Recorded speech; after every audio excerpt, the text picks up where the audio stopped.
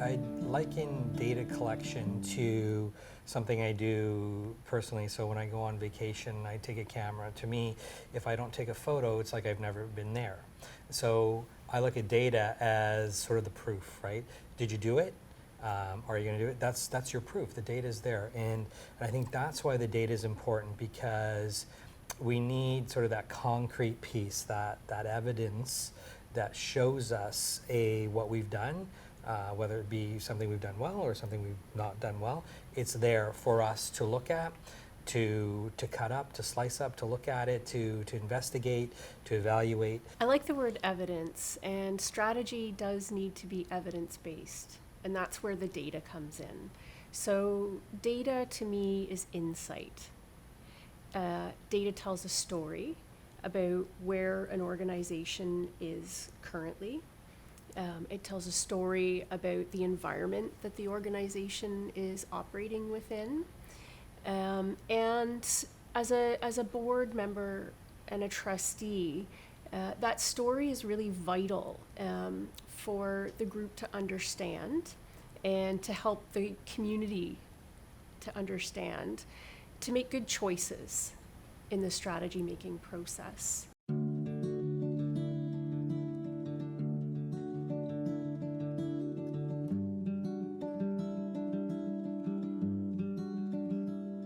I absolutely think so. I think school boards are inundated with data already.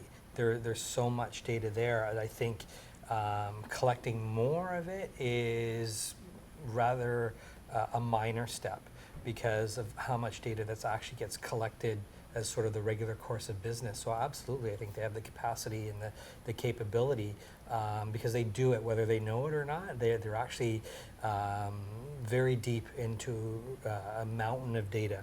That can be a little intimidating if you think about it that way, but as far as having capacity, I think because they do it all the time, it's just a little bit of a different focus.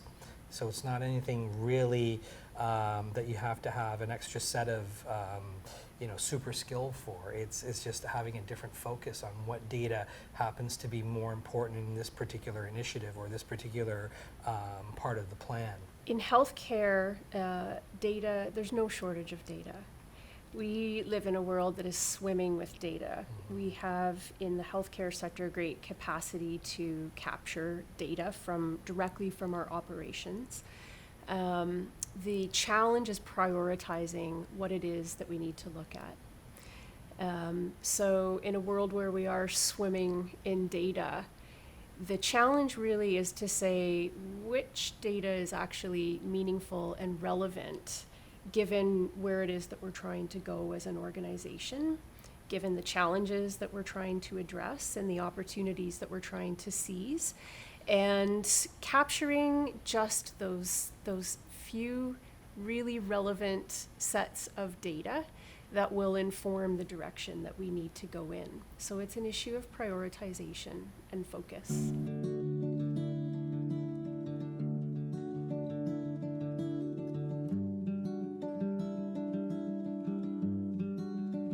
Well, I think your plan prioritizes certain outcomes, certain processes, and those become your points of investigation for the data. So your data is clearly, you have a lot of it. You may have some that are not relevant, but the ones that are relevant are the ones that are tied to your goals and your targets, your objectives on your plan. And so that's where the prioritization comes in. In a good, sound, evidence-based strategy, there's a direct connection between the data and the strategies that an organization ultimately chooses. In healthcare, we collect a tremendous amount of data on the patient experience because it is the most important thing that we impact in our organization. In our strategy, one of the most salient things that we learned from patient experience data is that the way that care is delivered, the communication that happens during the care journey, the collaboration between the members of the care team so that everyone is informed and engaged in planning for a patient's care and that families are appropriately engaged. We have data to suggest that that's enormously important to patients and that it is a gap in much of the healthcare system.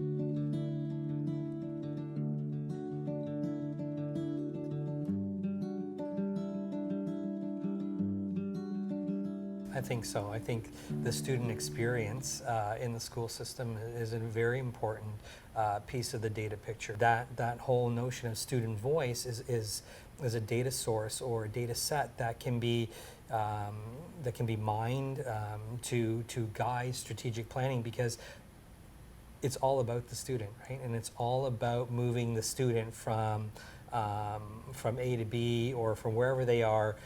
It's about process, and it's about moving them along, and it's about gathering information of how their experiences were in that journey.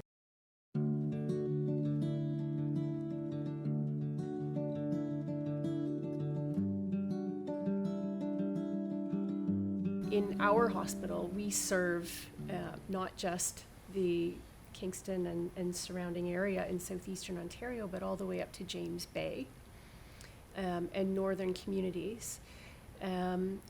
We have a duty to engage this entire population that we serve that has actually quite different needs from place to place, and really understand and design our strategies and our services to meet all of those needs.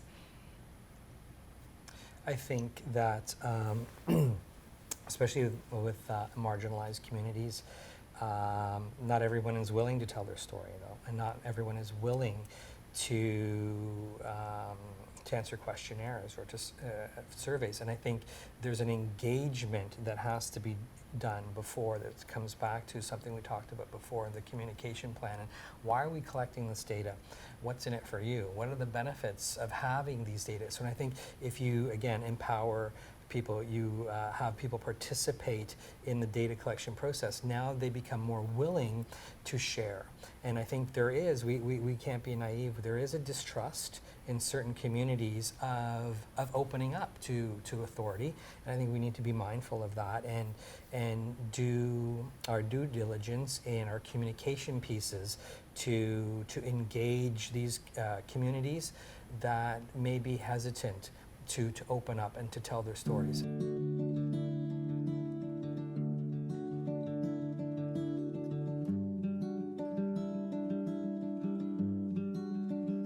A third party can help with data collection and analysis by helping boards to decide amongst the array of data that's available to them what matters out of that we should be paying attention to. A partner in data collection and analysis can also help to package data for boards in a way that tells a story and helps them to make sense of what the data is telling them. A good partner in data collection and analysis could also be helpful in designing a good system for monitoring and analyzing the data over time, to keep track of the progress of the strategies that the board chooses to pursue, and more importantly, to recalibrate along the way based on what the data is telling us that we might not have expected, and adapt our strategies as we go along. You don't want a third party coming in and doing a job and then the school board or the district is helpless. You want somebody that is able to come in and build the capacity within the school board so they can undergo this endeavor on their own later on. So that's what I look for, somebody who an organization or an individual that is really keen on building capacity within the organization.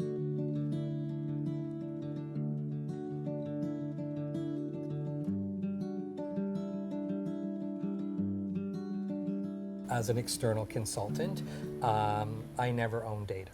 And so I work on behalf of the organization to help them, but data ownership is not something that an external consultant or an external group should be concerned with, unless they have a vested interest to publish or something like that, which is not necessarily, there's pros and cons to that type of relationship. But I think the board, the school districts, the school boards, they own the data. When it comes to data ownership, it's quite different in the public sector than in the private sector.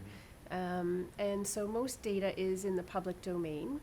The only time I believe data ownership comes into question is when we are dealing with data about, in our industry, patients, in the school industry, students. And then it's data about them is theirs. But for the most part, in the public sector, data belongs to the community, really.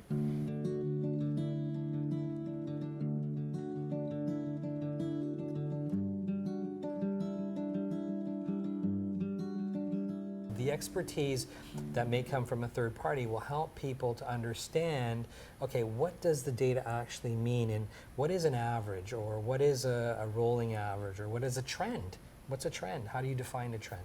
And so I think that's where it becomes important, because a trustee, again, theoretically part-time, right? So may not be their area of expertise, and that would be perfectly fine. But to have somebody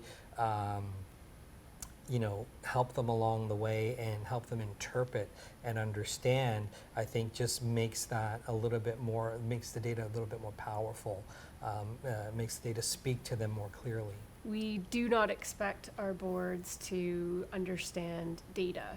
Very few humans in the world do. So at the board table, we're not having conversations about regression analysis and averages and patient safety rates. We're having conversations with people at the table who have looked at that data and interpreted it, so that the board has the confidence that the data is sound. The data is there to inform that conversation, and a good partner can bring that data to the table as a story to inform that conversation so that the board can make good strategic decisions.